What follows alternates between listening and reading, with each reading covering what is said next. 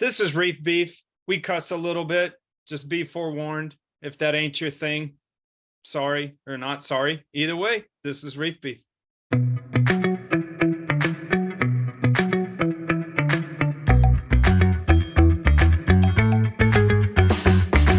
Welcome to Reef Beef. My name is Benjamin. My name is Richard. And today we're going to talk about when a tank is mature, more or less, and you can add corals. We're going to talk about why tanks don't exactly run on autopilots.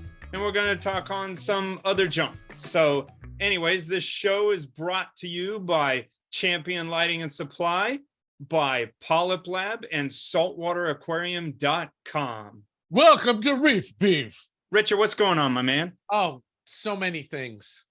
So many things. Where do we get started? We are here at the house. We are getting ready. In about 8-9 days, we leave for 2 or 3 weeks. Wow. So getting everything ready, getting packed, making sure everything's done with the tanks, that I've got the backups in place that I want. It's funny because since I was gone for the glass class that I took, or the glass session that I took, like nothing has happened to the tanks. You know what I mean? Except for stuff that I've done. It's just autopilot. But that's what I was going to ask you, like as a baseline. So if you're going to leave 2 to 3 weeks, do you find, now, of course, you can't account for random events, but you find like, even with you at home, could you make it 2 to 3 weeks without much? Oh, yeah. Well, it's funny. It feels like it's totally not the case, but it feels like the only time there are issues is when I'm gone. But that's completely not true. It's just that when I'm here, I just deal with the issues because it's not a big deal, right? You just deal. But when you're gone, it's extra memorable. Right, exactly. So, what did I do? Remember I had that problem with the camera, however you pronounce it. I thought we Khmer. I don't know. I think it's Khmer. That it was stalling. It wasn't actually pushing the water the way sometimes it would stop. When I finally got around to look at it, it's the motor was having a problem. So you could push on the drum and it would stop the motor. Huh. And on the new one that I got, that didn't happen. So there was an actual problem with the pump, which actually makes me very, very happy. Yeah. So I got a backup pump, and I also got a new motor for the old pump. So I'll have a whole nother motor ready to go. If there's a problem, they just have to plug that in and move the lines over. I wonder, let me ask you this. I wonder, so if you knew that it was the gears inside or whatever it is that turns it, I just assume they're gears. Are those metal on metal? Are they plastic on plastic? Don't know. No clue. I've got it. It's in the other room. I haven't even looked at the backup motor yet. The backup motor is just going to sit there till I get back. So I'll be able to tell you more about that in a few weeks. Like on occasion, I use the bulk Reef supply peristaltic pump. It's just a real cheap peristaltic pump that just comes in on when you plug it on. They're pretty expendable, and it's a very certain case that I use them. But like when you reference the material that comes with them, so their little manual, the gears are plastic on plastic, so it notes in there that it's not great to let it run more than 20 minutes at a time, which sets up this tricky situation that I've largely ignored sometimes, but it can wear prematurely because those gears are plastic on plastic. Yeah, I think that this is not that case because it's a continuous duty pump. Couldn't be. But I don't know. I haven't looked at it. But so I installed the new one and immediately it was quiet. So it was like, oh, that's good. It was another thing. It was like, oh, these pumps suck. No, they don't. You had a lemon. And I built a shelf for it. So now it's in a better place and you can see it. And I installed auto feeders on all the tanks. These all have like a Wi-Fi Eheim ripoff filter pump thing. And they're fine. Anything with a removable barrel, which is most auto feeders, I hate, because you're eventually going to bump that fucking barrel and it goes into the tank, right? Oh, yeah. So I've got one here that's drying out because I didn't remove it when I started to do work, because I'm also prepping for the spawn, right? Ooh, hundreds of frag plugs. But on the display tank, on the main tank, I hooked an Avast Marine plank feeder up over my newly redesigned auto feeder, which I'll try to have some video ready and I can show that all to you next week. But man, I love that plank feeder. I'm just using the keg part because it's dropping into my auto feeder. But man, it's a screw drive. So you dispense the food based on how long the outlet is on, rather than how many turns of a drum and how much you've got the little door open. So, you know, I run a maintenance company, so I use a fair amount of just the cheaper Eheim auto feeders. They make a little more expensive one that uses a worm drive, but I find the digital readout to be more complicated than it needs to be. But so it's like a love-hate relationship with that unit. That shape? Yeah. Yeah, so mine are a rip-off of that. But they sort of suck because the aperture is it's not real precise. When you fill it with food, it becomes like not top heavy, but you know, it gets heavier than the motor unit. And I mean, during the course of my career, I've literally knocked dozens of them into the water. It's frustrating. Yeah. Well, I'm loving this plank thing. And I talked to the Avast people, and they may be, I've got a couple other weird uses for it that might be good. So I don't want to talk about that till I find out if they can do it or not. And then I might end up just going with their barrel feeder over my tanks, because you can put any kind of size food in it and the screw grabs it and pushes it through. And you go, this one, I want this one on for 7 minutes, which is a long time. You know, it's like you do a test for a minute or however long, and then you kind of have an idea of how much you're feeding. And I love it. The one there has got all kinds of foods in it. So it comes on 4 or 5 times a day for different times. So in the morning, it comes on for a feed for a couple of minutes, then the afternoon for a feed for a couple of minutes. And then in the evening, it comes on for a minute, and then 15 later is another minute. And then 15 minutes later, another minute, and then 4 minutes. So the feeder itself has made everything open up and be ready for the big bolus of food that's coming. And do you find it more useful than the Apex feeder? The Apex feeder is another drum feeder, and I just, every drum feeder I've ever used eventually goes for a swim. And you feel like the whole worm screw thing is just more precise. Well, it allows you to, it allows me to actually control how much food I'm getting from anywhere in the world. Because if I want more or less food, I know how much food a minute is, you know, roughly. And so I can adjust that on the fly if I need to, instead of. Oh, and you've worked it in to your Apex? Yeah, it's run on the Apex. Oh, cool. The Avast guys told me that they're putting together a simple timer for you. Oh, cool. Yeah, it better be simple. but with the Apex, it's super easy. Okay. It's just, I'm just using, you can do oscillating commands. People get into this where they want to, when they're feeding fish, they want to feed for like 10 seconds, a lot, you know, so the fish just eat, and then they get a break, and then they eat. I just want it on. So it's just time commands. It's like, if it's this time, between this time and this time, then on, and that's it. So it's super, super straightforward. Hanging it was a little weird. I'll do a video of it next time so I can show you. But it's on a shelf using more of that copper wire. I know you love that. So anyway, I'm liking it. I think it will make my tank sitting people's lives much easier. Am I doing anything else? I'm not, there's not much else. I'm getting an order of water from Bob this week, and I'm going to change all of my, my everything's that need to be changed. And so So I'll do the DI, I'll do the carbon, I'll check the water, and I'll fill all the auto feeders. So I'll be able to see that they're running properly over the next week, and then not touch anything. I mean, it would be great fodder for the show, but honestly, my hope is that when you come back from your vacation, that you have really nothing to tell us. Yeah, that's my true hope. When I was in New York for 2 weeks, I came back and there was just a stick of bryopsis that I took care of. Good.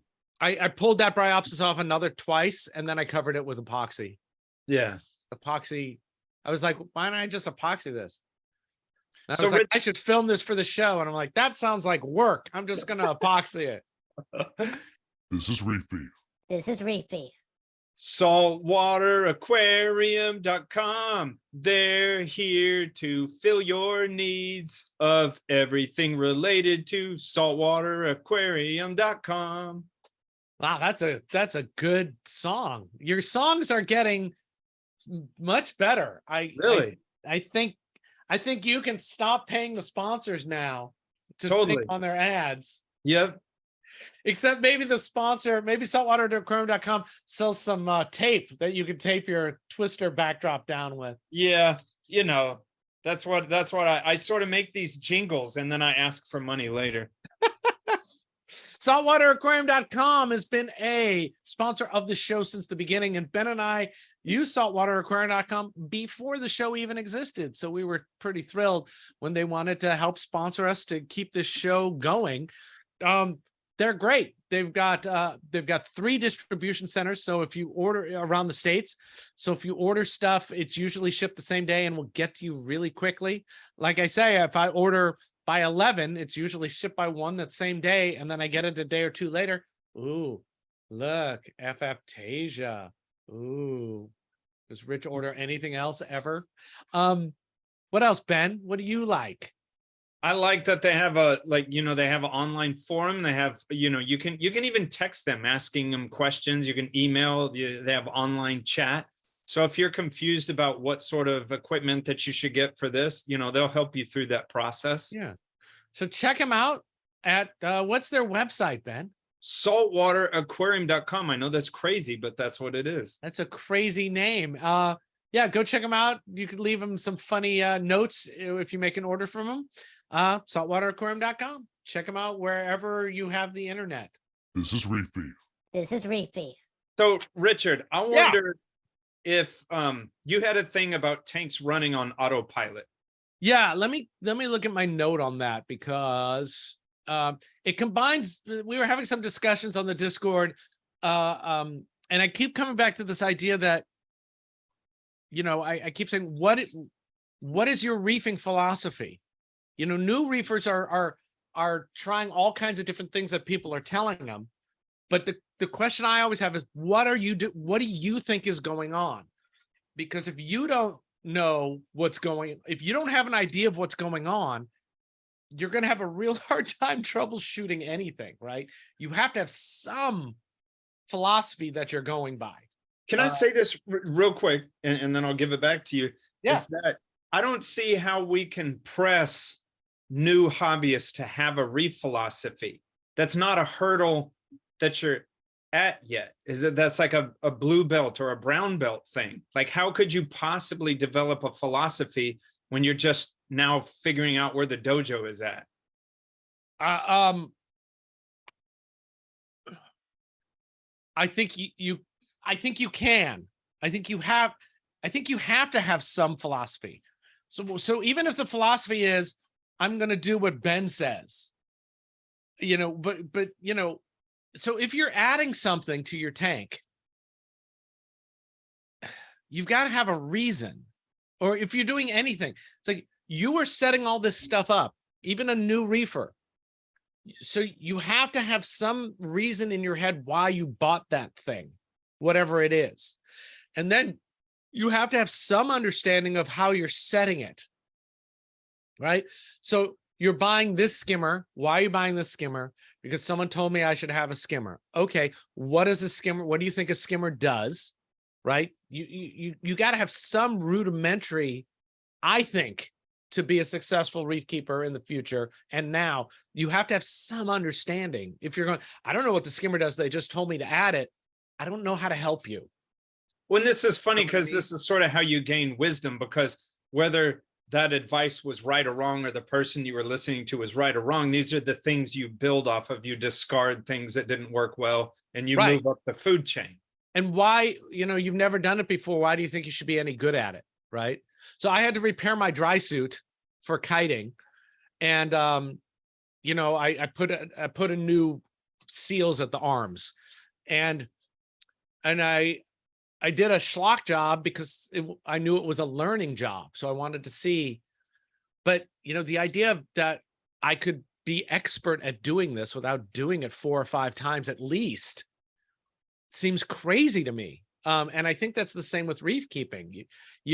But I had a philosophy. I was like, okay, I'm going to use the heat glue tape, and I'm going to cut the old here, and I'm going to attach it here, and I'm going to bolster it like this. And, so I had an idea of how I was doing it. It wasn't just like randomly putting a heat gun on things. I read stuff for weeks to figure out before I did anything. I had to figure out what to order. So I think, even with your lights on your reef tank, you pick a light. Okay, why'd you pick this light? Because that's a fair reason with a light, right? Then then you set some schedule on the lights. There's got to be something in your head that says, here's why I'm setting the schedule like this, and I think that's the same for everything. If you're adding this just because, I think you're going to have a problem. So that's why you can't, it's much harder to build if you don't have a why, if you don't have some kind of philosophy, and your philosophy will change constantly over time. That's fine. But that's not what you asked me about. True. Somehow that got me thinking. And I think people have, we were talking about mature tanks. How do you know when your tank is mature? Wait, no, that's not yet. No, but this was a sub thing off of that discussion, right? And it occurred to me that I think in the discussion, how we talk about reef tanks, we think like a mature tank is some magical time you get to where you don't have to do anything.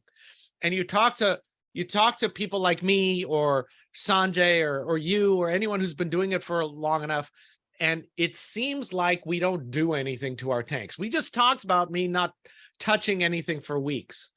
But the truth is, that's 1,000 years of experience that allow me to walk by the tanks every morning and go, yeah, everything's cool. Well, and not to discount anyone in the Discord, but I remember that particular conversation, and someone was watching the conversation and then said something like, oh, okay, that's how long it takes, because I was wondering how long it was going to take me to get there. And I was just like, that's not how it works. It's not how it works at all.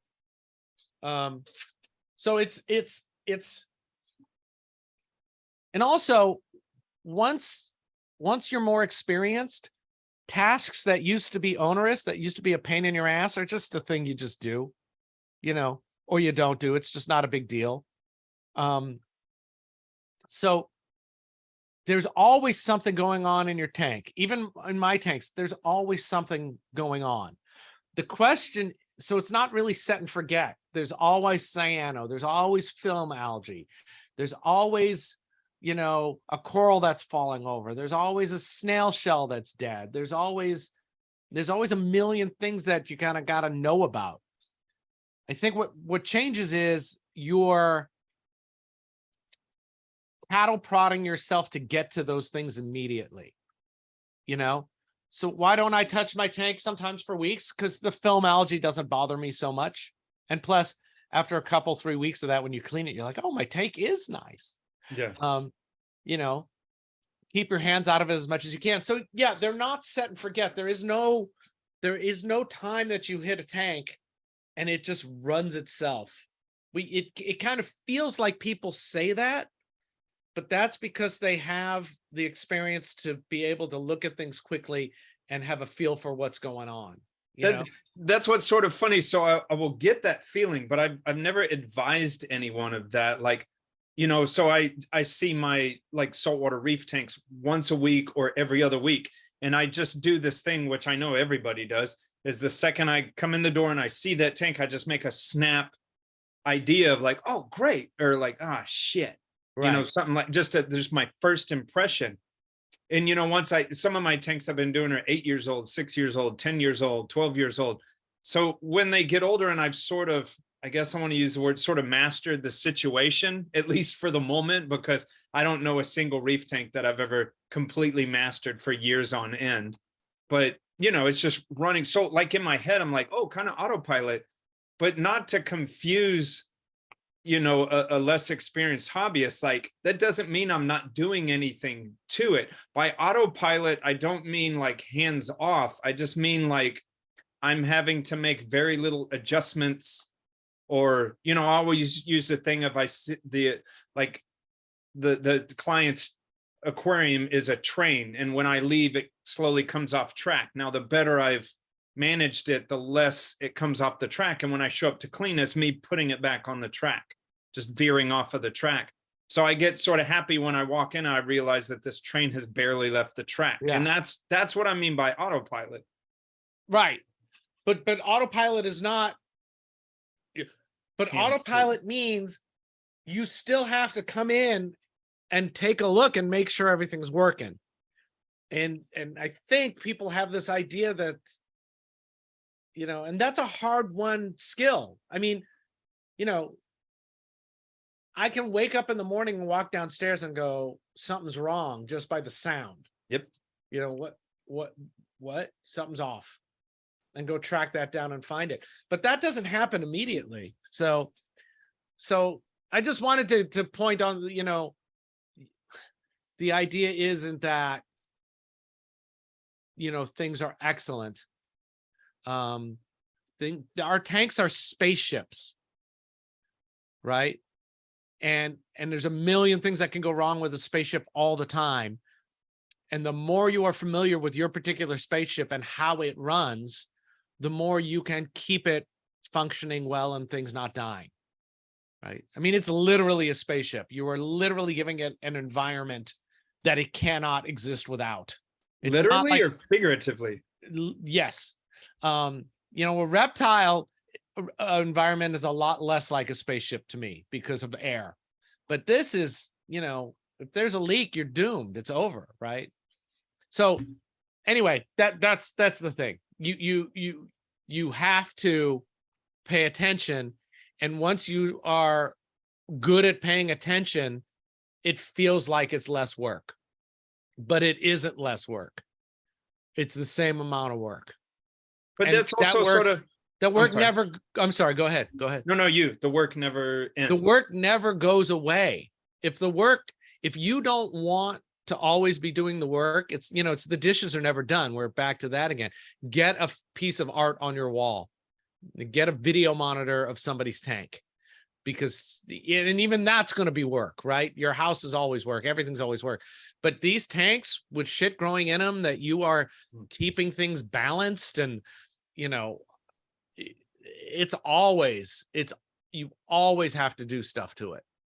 If a computer could do it, it would be less interesting.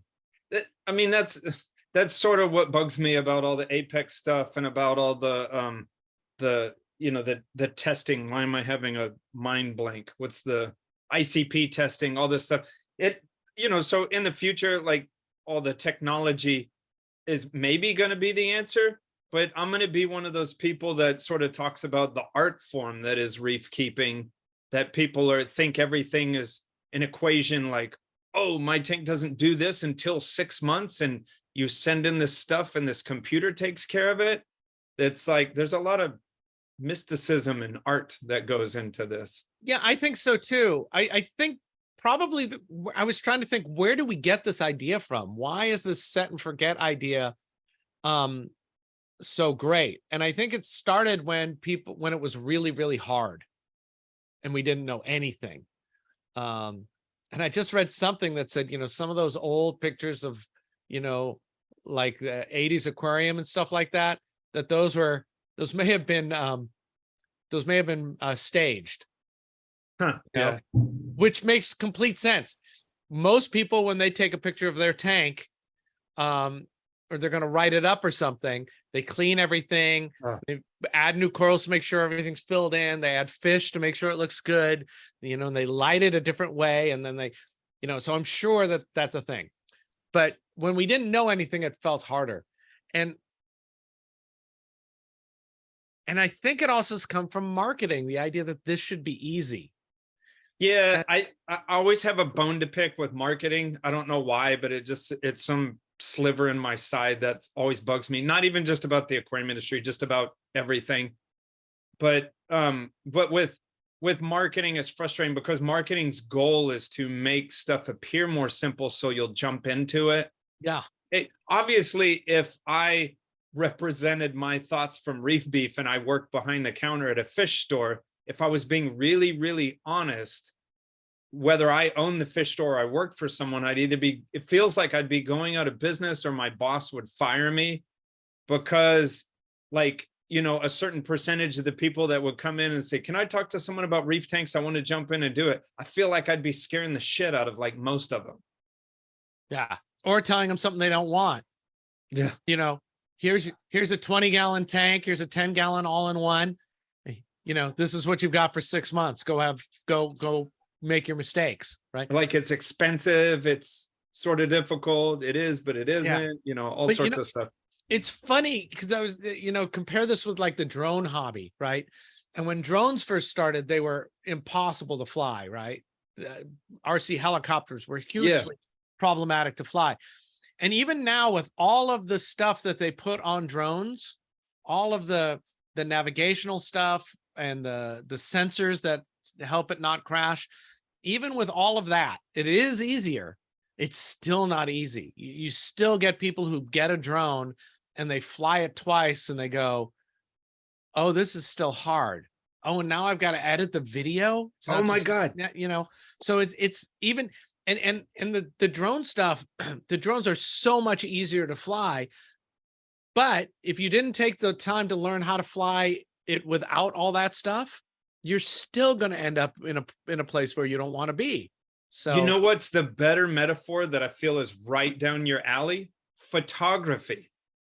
Oh, with how you could buy an iPhone and just any asshole can take decent pictures of stuff. But I have buddies that are professional photographers and I don't understand half the things they're saying, but the difference between an asshole with a 14, Series 14 iPhone and an actual photographer, it's still mind-boggling.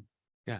And it also depends on what you want. So a part of your philosophy's got to be, what is your goal, right? So my goal in photography is to have cameras that are not a single range or not set cameras. I can't think of the word right now. Prime lenses.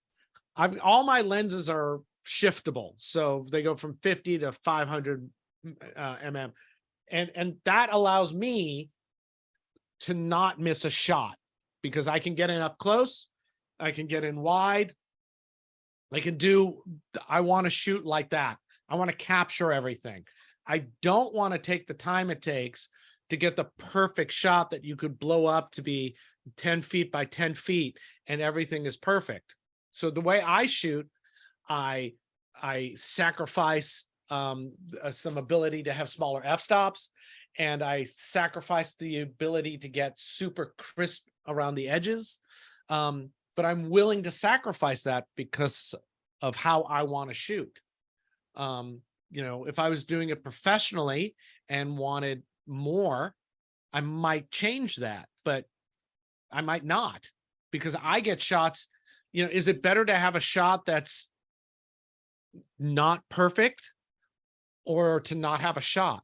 And that's a whole philosophy on its own. So it's, and how much of the camera are you using and what are you using it for? Are you using it because it's got that function, or not? And most people, when they get a camera, they put it on auto anyway. And then they get confused about why their shots suck. So it's all the same thing. It's how are you doing it? Why are you doing it? What do you want? And if you can't answer those questions, you're just kind of floating. Yeah, you're just throwing darts in the dark, and when your dart doesn't hit the right place, you can't really be upset. Yeah. A good metaphor, I've always said this for a long time when I'm talking to new people about reef tanks and they're asking me about this issue, you know, are saltwater tanks easy? Hey, I've heard when they get mature, they can sort of run on their own, and you know, and I dispel all this. But I always equate more mature reef tanks, or any reef tank for that matter. It's like my concept of an English flower garden, in that you would see pictures of that. Wow, that's gorgeous. And like they're plants, maybe you just sort of grow that. And I don't know the names, but it's like, no, that, you know, that plant over there, it grows real crazy. And so you have to trim it a lot. And that when, you know, and you have to pull weeds, and you have to know which things need fertilization or not, and when they need fertilization. And so even though you see this English flower garden, it's a lot of work, even when it's behaving, Absolutely. This is Reef Beef. This is Reef Beef. PolypLab, PolypLab does whatever a PolypLab spins a block to a tree and glues it there with premium super glue. Look at that. These are 2 PolypLab products. Some new ones are coming in the mail, so we'll be talking about these things. This is their bio block. It's called the Genesis block. I like it as a biomedia for biological organisms that break stuff down. It's very solid and it doesn't break at all. And it's a small form factor. So I like that. And I think I've seen results from it. And this is, of course, the gluelets, the famous gluelets that Ben loves so much. They're very cool because they're the right size for a lot of jobs. So instead of dealing with a big thing of glue and then figuring out where you're going to keep that, you've got a tiny gluelet that you use up and toss. Hey, earlier in the show, I said something about bottle of bacteria, and that bio block that you showed a second ago. I used those. I put them in tanks in the sump, and I have much more faith in when I set up a new tank, I will take some of those blocks out and put them in the new tank. I have much more faith in that. Yeah. So it's a good way to start up, and it's really easy because they're so hard. Whatever goo or pests have grown on them, you can just scrape the top off if you want without crumbling it. Without crumbling them, and then you've got a really pretty clean bio block to put into your new system. Love them. PolypLab, wherever PolypLab products are sold. We are powered by PolypLab, powered by PolypLab. This is Reef Beef. This is Reef Beef. You wanted to talk about mature tanks. Well, before we get to that, you a previous episode, you had mentioned something about 4D aquatics. Yeah. So, and they watched it, and I had never even heard of this company. They watched it, and they wanted to send me some stuff, and I was super happy and appreciative. They did send me stuff. And one of the things I said, you were going on about how sharp the blade is, Richard. Holy shit. Right. So this is the 3D printed holder that holds a ceramic blade for the Tunze magnet cleaner. They have these protectors on there because I said I cut myself. I haven't used it yet because I just got it, but these are nasty sharp. Yes, the ceramic blades are sharp. Like razor blades. You gotta try it, man. Oh, I am. That. This one is pretty cool. You set a Versa in it, the Ecotech doser. It's so weird. So, you know, one of the in and out go right here. And this is like a John Guest, you know, little push to connect thing. And you could lead that to a little bottle. So this makes me think, I use one Versa at my house, but I haven't used Versa like all over the place. So I'm thinking, like, if you let it run too long, I bet you there's been a little rash of like leaky tubing sets. And so that's a drain. Yeah, it'll start catching if the tubing set gets leaky. So it's a cup kind of shelf holder for the Versa, and it will hold water. And then it's got a drain plug that you push a piece of RO tubing in. And so if it does leak, it'll go right back to the tank or wherever you want it to go. Yeah. That's pretty cool.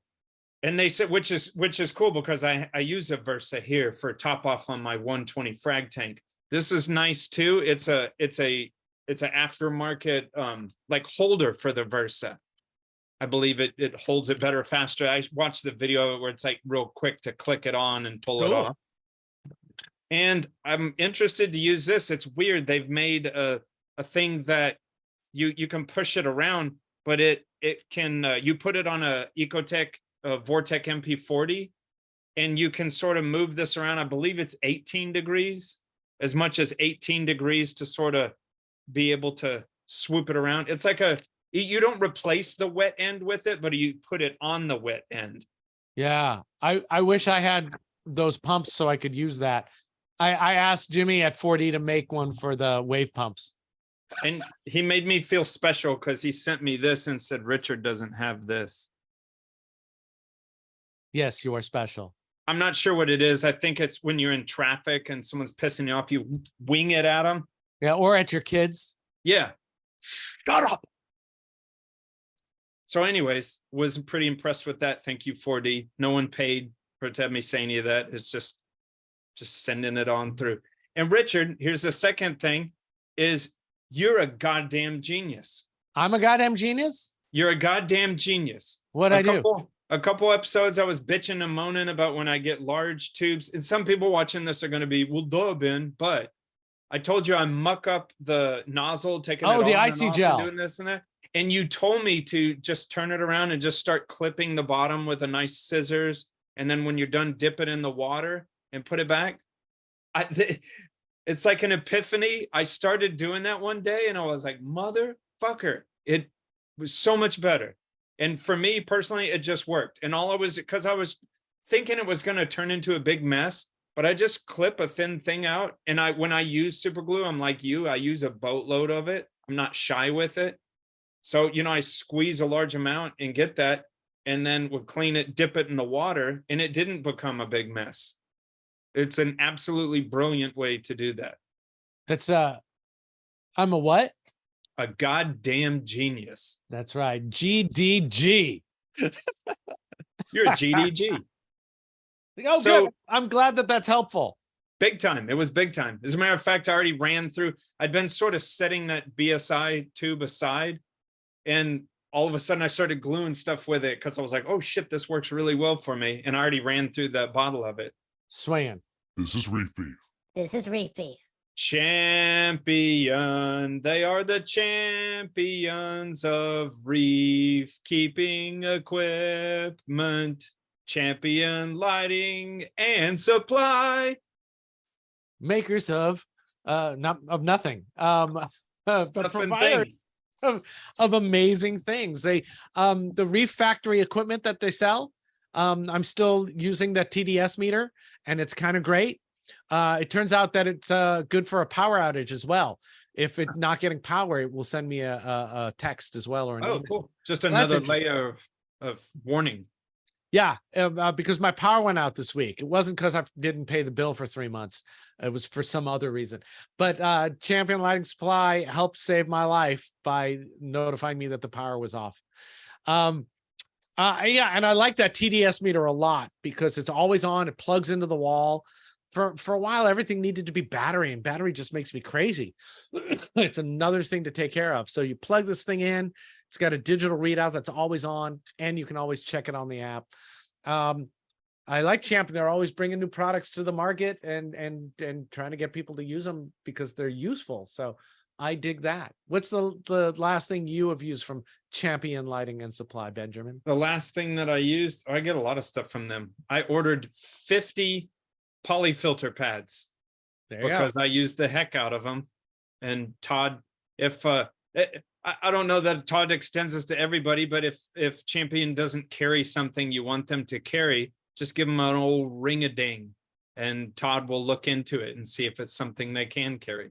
Yeah. So check them out, Champion Lighting and Supply. Get the link down wherever the link is. And thank you for sponsoring our show. This is Reef. This is Reef. So Richard, we have on our Discord or on our, just on the show, we have different levels of memberships that you can join. So we have a silver level beefer named Samuel Barnes. And it's short. I just want to read it real quick. It's what he wrote. New reefer that loves the show. I was looking for reliable information about reefing and I found the Macna lectures on YouTube. I'm sure he meant Richard's, which are amazing, and found you from there. The guests are awesome. The stories are awesome. Keep up the good work. One practical thing I would appreciate is if you could be a little more specific when you talk about general principles, e.g. you've said before, with a new tank, I generally try to get corals in as soon as possible. That's something I said. As a new reefer, I'm not really sure what soon means. 1 month, 6 months, 12 months. So I used to ask when I was learning glass blowing, I had a guy who was teaching me a lot of stuff named Joe Cariotti. And I would say, how hot do you need this to be? And he would go, the right heat. And I was so frustrated sometimes at that answer. But then after a few months, it was like, oh, that's the only answer, because there is no way to measure how hot it is. So it doesn't make a difference. Like there's no number you can be told that, it should be, 1835 degrees, because there's no way to measure that while you're working the glass. So it's a dumb thing to say. The right heat is the right answer, because then it's like, I have to know what the right heat is, meaning I have to have a philosophy. I have to understand what the application is. I have to understand what this glass I'm using is supposed to do in a minute. And I have to set it up so it does those things. And yeah, this is why, and I'm going to address the whole question here in a little bit, but this is why people get frustrated, because you get into a new hobby, or let me say endeavor or whatever. And I don't blame you, because this is what I would be doing too. You're just trying to make sense of everything. And you want to like quantify what's this, what's that, how do I do this? How do you want to quantify it so you can start to lay down your philosophy or your blueprint, or how do you just get these things done? So real quick, this reminds me very much of not too long ago, I was watching a cooking show on YouTube, and this lady went to Italy and she was showing an Italian master making Parmesan cheese, those big wheels that they, and the funny thing is he didn't have a machine to do this one part when they separated the curds and whey. So it was knowing when to start gathering it up. He had to wash his hand and then put his hand under there and do this thing where he lifted up. And he knew from his experience, I don't even know how you say it, but like how the curds would break, like the consistency of it. And there's no machine for that. So that's sort of like when Richard or me or Sanjay or whoever, comes up with these concepts, we would love for them to be quantifiable, or the heat. What is the correct heat? Oh, 1,250 degrees Fahrenheit. It's not that. It's just a knowledge of working with, I would imagine what you're saying on the glass is like a sort of feel or pull or viscosity or and something a color. like that. Yeah. And all of that. And if we all see color differently anyway, so that's not you have to figure out how it works for you to get the right thing. Like the Parmesan cheese guy, like, someone that wants to make it, or like, how do you know when it's ready to do that? And it's like, well, I put my hand in, I'm looking for a certain deal. It's you can't get a machine or an equation to tell you how to do everything. Yeah, we're not in the Matrix where they can upload Kung Fu into your brain. You got to go and learn Kung Fu. And to get good at Kung Fu, you got to train for years. But again, isn't that thing that some people say, which I think is very true, is it's not the destination, it's the journey. Like, don't not enjoy the journey, because if you made the journey easy, sometimes the destination's not all that exciting. Yeah. And I was lost in this for a while in the last few years. I got confused. I was more interested in product than the process. And I think it's really easy to get yourself into a bad headspace when you're talking about the product instead of the process. Process is great. And with everything, with kiting, process. I want to enjoy the kiting I'm doing now instead of thinking about the kiting I want to be doing, in 2 years. Too much, Or enjoy the tank that you have now. That's the tank you have. But it's also like reading a book that you're enjoying. Are you excited to get to the end of the book? Every book that I've ever enjoyed, I'm pissed off when I turn the last page. Yeah. I didn't want it to stop. So it's the reading of the book. So when you're doing reefing and you're frustrated, I totally get it. And I know it's oversimplified for me to say enjoy sucking, but maybe it's possible to say if you're just frustrated so much that you're in tears about this process, this journey of understanding what to do with a reef tank, I guess I'm saying step back a little bit, catch your breath, and realize that these are all the fun things, and it's not all written in stone, and there's 1,000 different ways to do it, and enjoy the process. Yeah, and back to philosophy, what's the tank for? It's for you. You know, you're probably not making some breakthrough, especially when you're, 5 years in the hobby. You're probably not going to figure out how to feed crinoids. You're probably not going to figure out the magic to kill acro-eating flatworms. You could, but probably not. You're probably not going to figure out a miracle filtration. You're just probably not.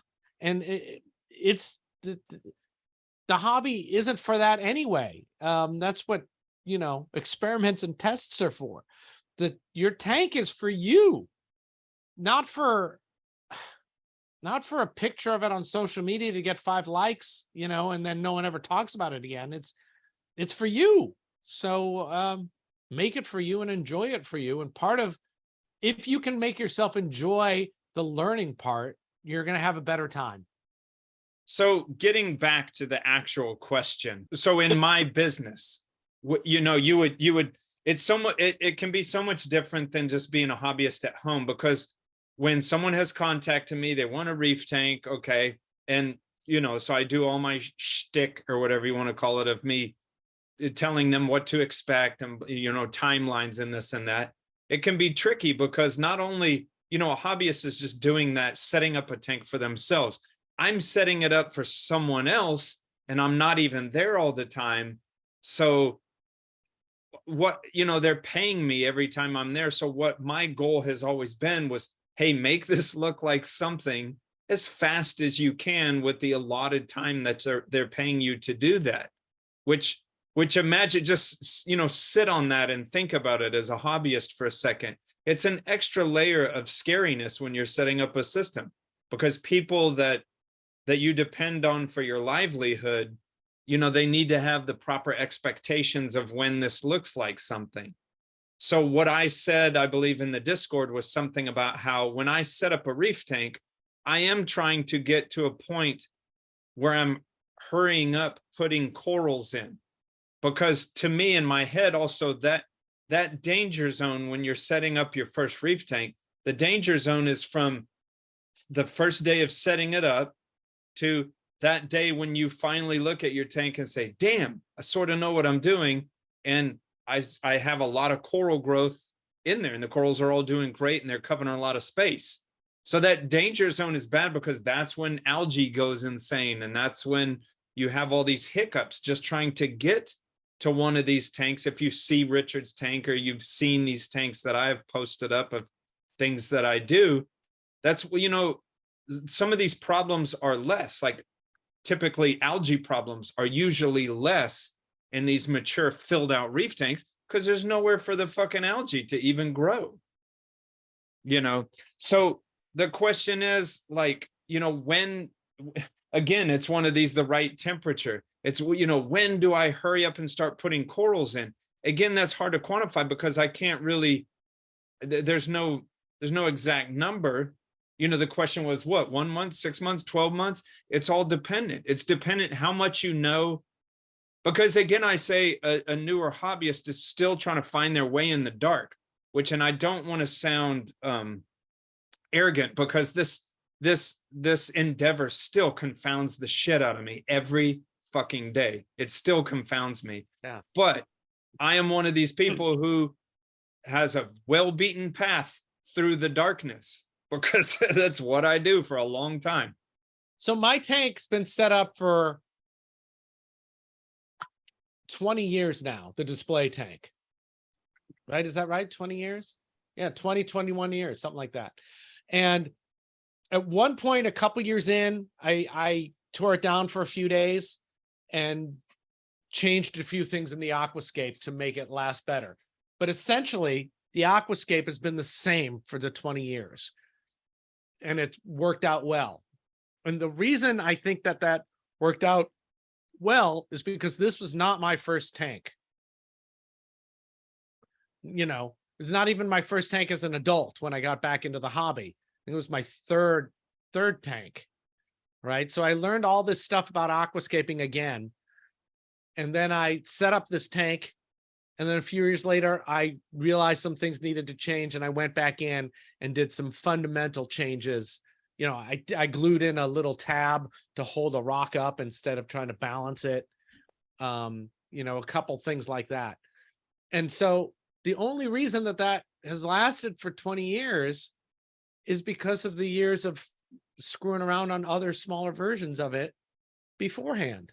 The reason people's tanks work over time is because of the experience they have before they set up that tank. You know, if you've never done it before, why do you think you should be any good?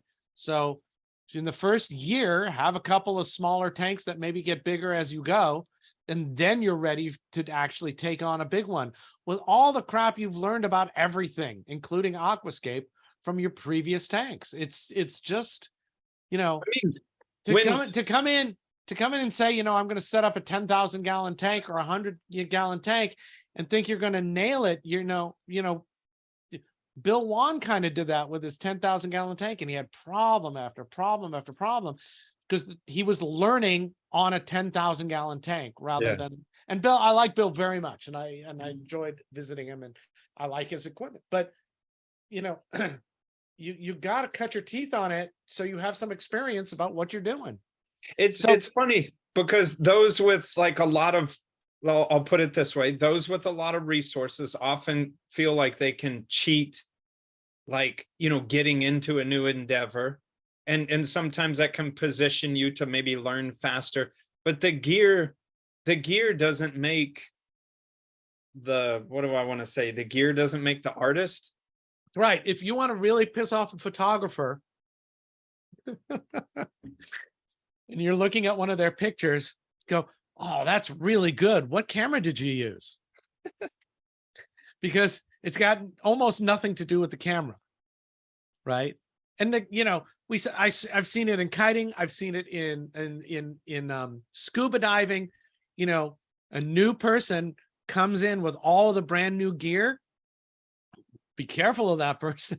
That person doesn't know what they're doing generally, right? They generally don't know what they're doing because they just bought the new gear. And it's great that they have the new gear, but you got to know what to do with it. And it's the same with reefing. It's the same with reefing. The marketing that makes us all think that, you know, if you just bought this one magic device, that your whole life would be better.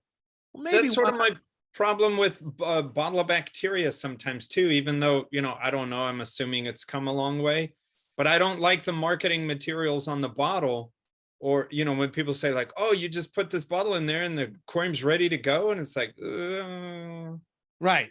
You know, in kiting, it's like, this board will make you jump higher and go faster. And it's, and you have to, and I even had to learn, you know, that's not the case. You know, and to do that, what did I do? I spent a few years ago, and I bought a whole lot of equipment and sold a whole lot of equipment so I could try a whole lot of equipment, because otherwise, you know, I'm expecting somebody else's experience to play on to me, and we're not the same people.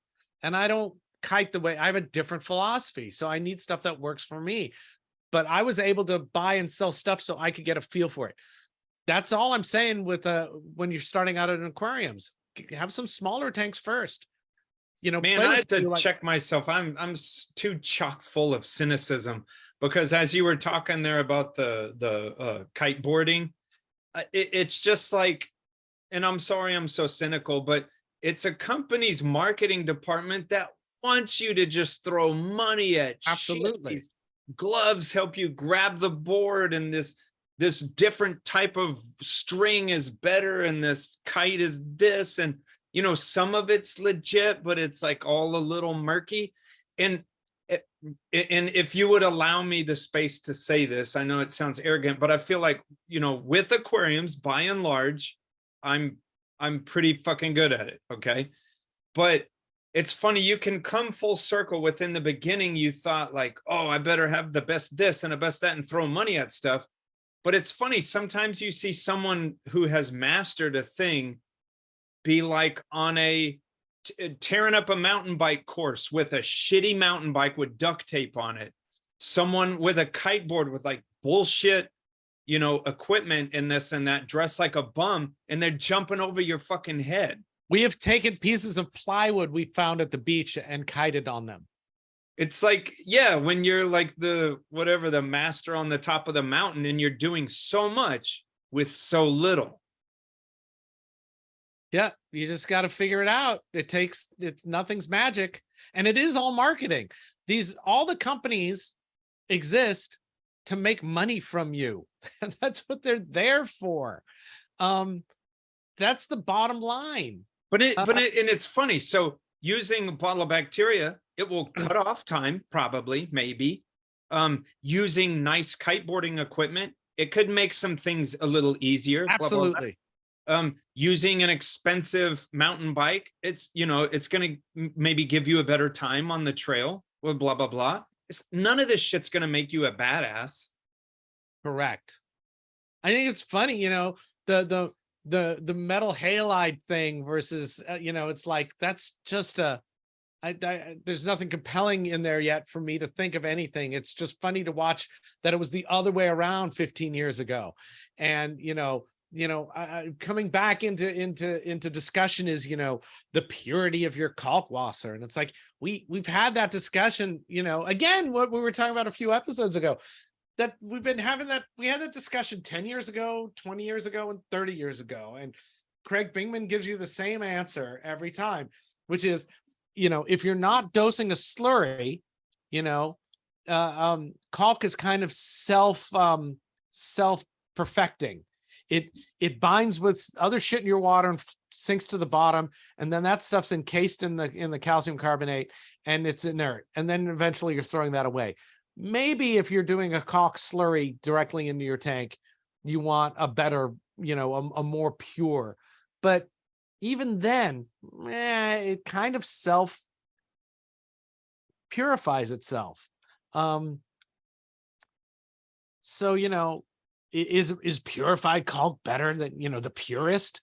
I don't know, man. You know, how much, you know, you could go buy Miss Wages for $1 at the store and have caulk for a while, or you could, line, you know, or if you feel like it and you've got the money, sure, buy the purified stuff from a company that's already done some work on it for you. Either way is going to be fine, but neither one is better than the other. They're just different unless you're selling it. Yeah, totally. And I know Richard and I often, as they say, come off the reservation, but it's just where these conversations lead us.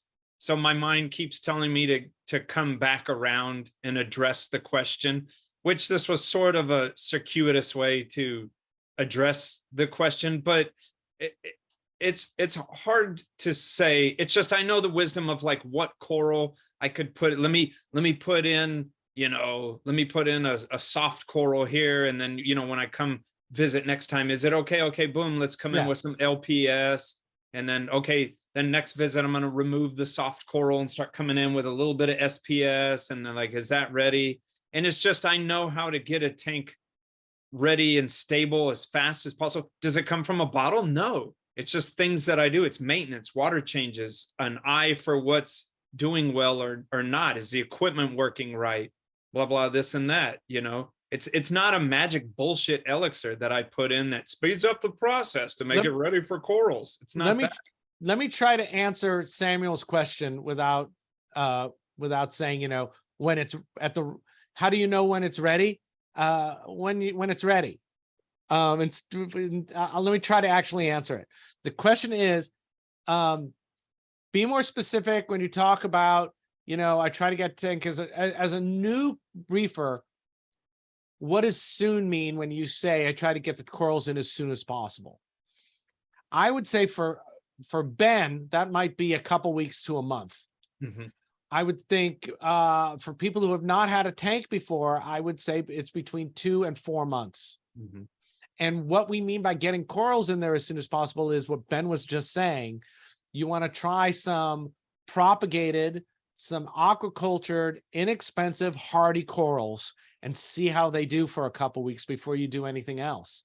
And you build on that, you know, so you go and you get a couple of sturdy, you know, softies, and you put them in and you watch them for a month and see how they do. And If you they're can not- take stuff out. Yeah, and if they're not doing well, then don't try corals that are less hardy. You know, but it takes a little bit of time and work your way up. So, Yeah, but even so, I'm just saying, and this is what I love, because I have a large body of tanks to work with. I don't even buy something. I just, you know, I have so many clients that their corals are going so crazy. You know, I just say, hey, I'm going to put a coral in here. I may or may not charge the person. Oftentimes I don't even charge them. I'm just saying, I'm going to put a couple corals in there. We're going to see how it's going. I'll put something in there. And then, you know, and I can get to the point where then I'm selling them corals once I can really lean into it. But so like with the soft coral, I could put a finger leather in there.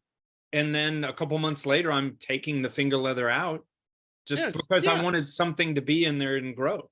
You go to the store and go, I need, well, you should, before you go to the store, find out what hardy corals you might be interested in. Then go see if they have a healthy one and buy it and stick it in the tank and see what happens for a couple weeks to a couple months. Or check fellow reefers who are near you and see if they have something. You know, if you want hardy shit, I got some shit to give you, you know, that I'm trying to get rid of all the time. And you know, you may love it, you may hate it, you may love it for now, you may not love it later on. If you need to buy something, if you figured out what you need, you can have it shipped to you as well. Now, I understand you want to like maximize your shipping and all that stuff, but don't go crazy. You gotta go slow at the beginning. You gotta go slow. You're just taking a risk if you go, well, I just want to buy 3 hardy corals, but instead I'm going to buy 15 corals. You're just risking everything and probably tossing money away. Don't do it. This is what's funny, because I say get to the point of putting corals in there fast, but the tricky thing is I also mean once I start the process, I'm not putting 30 corals in. Now there have been some discussions lately about that. Get as much coral as you can quick, and it might help with the uglies. Yeah. But man, I think you gotta know what you're doing if you're gonna try to do that. And you also have to be really understanding that you're risking it all. Yeah, for sure. And there's a, you know, what I was going to say earlier is there's a wisdom about the hierarchy of when you would put stuff in there. Like I gained a client not too long ago that started to try to do this as a hobby, but he cycled his aquarium with 3 Hilfrix firefish. I mean, that's like insane. You don't cycle tanks with $150 fragile fish. Yeah, and why feel bad about learning? That's the other part. Well, you know, if you went to the skate park for the first time, right? And Tony Hawk was there doing 980s or whatever the fuck it is. Why the hell would you think you should be able to do that? What is it? A McTwist is a 720? Yeah, it's 720. 720. It's like a 1387. I don't know. But, you know, of course, someone who's been doing it for a long time is going to be better than you. Of course. They should, hopefully they wouldn't be a dick about it. Right. And all of them are going to tell you the same thing. Take your time and learn the fundamentals, and then you'll be able to get better faster. But if you skip the fundamentals, you're just fighting the whole time. But that's such an American thing, right? That's so funny that we fight against. It's like 1 weekend, you're like, how do I do that? It's like, dude. No practice, only good. Yes. I mean, the world's waiting for us to get to the Matrix level, but that's all marketing. It's marketing. They want you to think anybody can do anything immediately, so you'll buy their shit. Yep. Gatorade is supposed to make you a better athlete. Yep. What the fuck? It's a fucking salt drink. How many people of you? How many of you fucking going out to play your fucking, you know, every other week Saturday office baseball game need to be chugging a gallon of Gatorade. But see, I read an article about that. They didn't even market it for that. It's just people sitting at home on the couch drinking Gatorade. Yeah. But it's for people who are just sweating buckets. Right. And it's like, I want to be like Michael Jordan and sweat. So I'm going to drink this drink because that's what he said to drink. And it's tricky. Again, that's marketing. Like, are they completely being dishonest by selling Gatorade, making Gatorade? No, but they're a little cloudy in why you would use it, because that would cut out a lot of the people buying it. Right. It's the people who need it have it. The money gets made from everybody else. But in the tricky thing, the part I'm always trying to figure out in my head is, like, I think you can, but do you get mad at Gatorade, or do you get mad at the people saying, now I'll weigh 500 pounds and have kidney problems because I drank the Gatorade? But it's like, who's the onus on? The onus, I think, is on the Gatorade people. It's on the manufacturer. I used to buy into the idea that, you know, carpe diem and buyer beware and it's up to you, you know, but no, people buy what's in front of them. They buy what's available. They buy what marketing makes them think they want. It's got very little to do. It's very hard to buy against marketing. It's really tough. And, you know, like we've talked about recycling, actually, this will dovetail into the next point really nicely. You know, with recycling that we've talked about here before, the idea that you are responsible for recycling. It's like, no, the company making the fucking plastic that they're selling me should be responsible for the marketing. So I think the idea that the corporations that they're absolved from what they're selling is unhealthy for society. Now, there's got to be some of it, but they've also got to be responsible for it at the same time. And they're often not. We talked about Florida waters being 100 degrees and corals having problems there, right? The spawn did happen even from some bleached corals. Once the spawn is kind of like in the pipeline, can't stop. It's pretty hard to stop. And but the reports that I've been getting have been that, you know, some of the fertilization hasn't been as strong. Some of the sperm and egg bundles weren't as robust. So there were, even though the spawns happened, there were issues. But there's this concept called ecological grief. And I know I suffered from it really hardcore. And it's the grief reaction stemming from environmental loss of ecosystems and by natural and man-made events, right?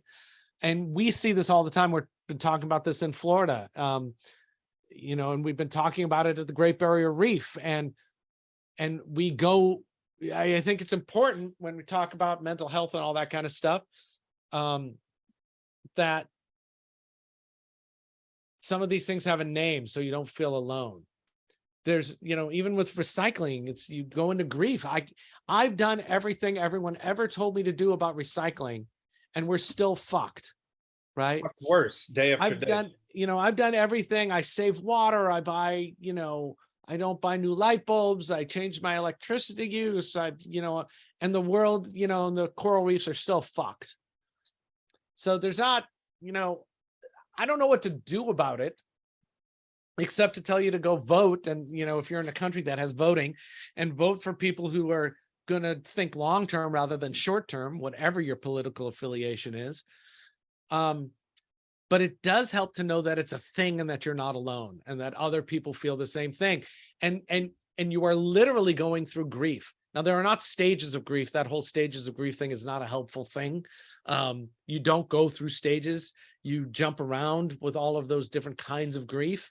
But it is a thing, and you can get help with it. And just knowing that it's named and that other people are going through might be helpful to you. So I get a thing like this with littering. When I was a little kid, my mom and I used to go to the lake, and she would bring a garbage bag, and I never saw it as a bummer. I was happy to pick up. And then I've done that for years with my own kids, to the point where they would start to get obsessed with picking up trash, you know, and I do. It's funny. We could go to somewhere beautiful, and I just get depressed when I see man's shit all over the place, all over the ground. You know, there's some people that could make light of this, but I think that's the problem. I mean, if more of us would get upset about how we're fucking up the planet now. But you gotta, you know, you've gotta,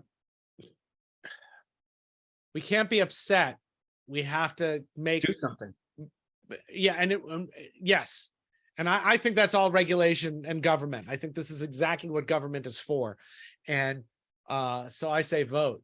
You know, it says here in an article about the ecological grief that we're talking about, you know, one of the penalties of an ecological education is to live alone in a world of wounds. Yeah. You just see it everywhere. One of the things that triggered my depression in 2019 or whenever it was doing 10 years of work with coral reef rehabilitation and going back year after year and seeing it get worse year after year, despite all the efforts people were making. That's fucking depressing. Oh yeah.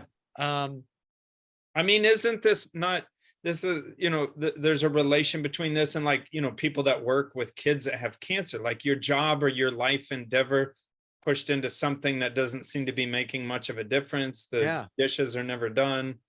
So I think that the real thing to say about this is you're not alone.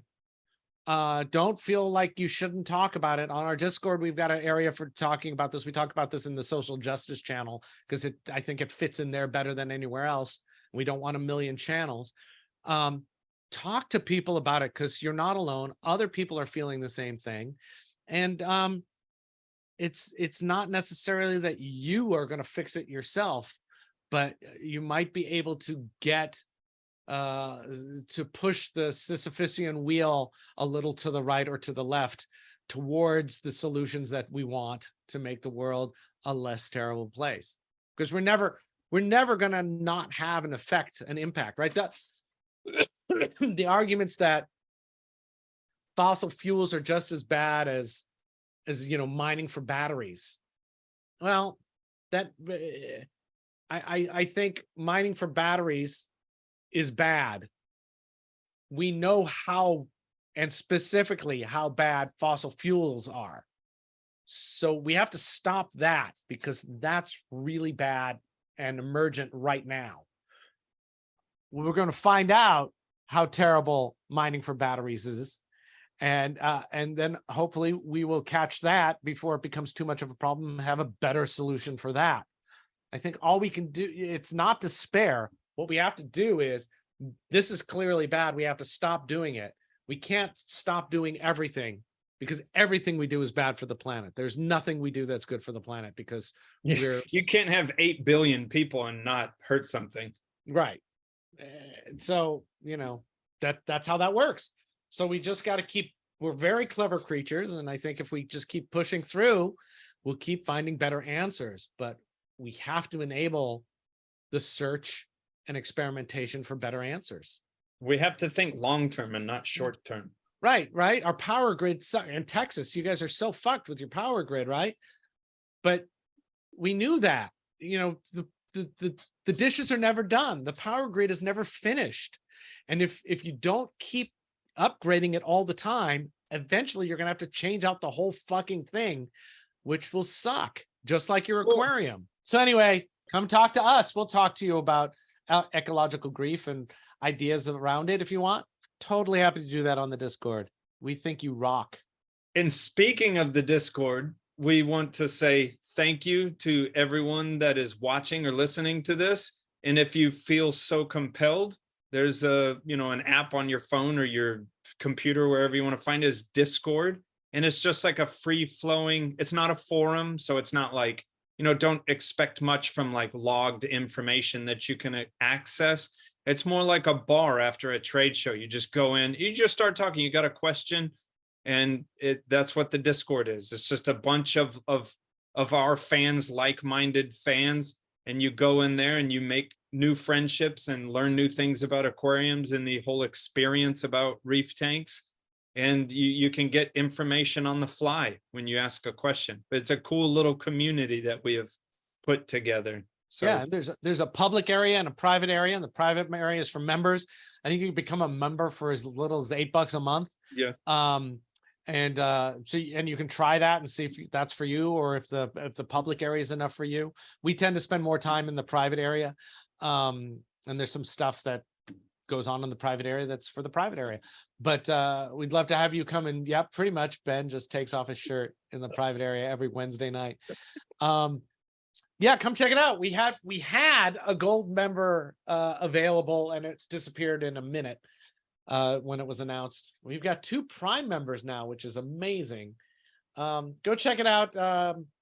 reefbeatpodcast.com/membership. We totally appreciate the support, and it lets us do things, and it's let us do a lot of things, and it will continue to let us do things. There is a funded experiment study in the works right now that Reef Beef is going to be funding. So we'll see how that goes. That's it. Thank you for watching and listening. And I still have not incurred any sort of blowbacks from my witch's brew, so I'm thankful for that. But thank you for watching and listening, and tune in next time. I want to thank our sponsors, saltwateraquarium.com, Champion Lighting and Supply, and PolypLab for powering us. And until then, keep your pants dry and keep your hands out of your tank.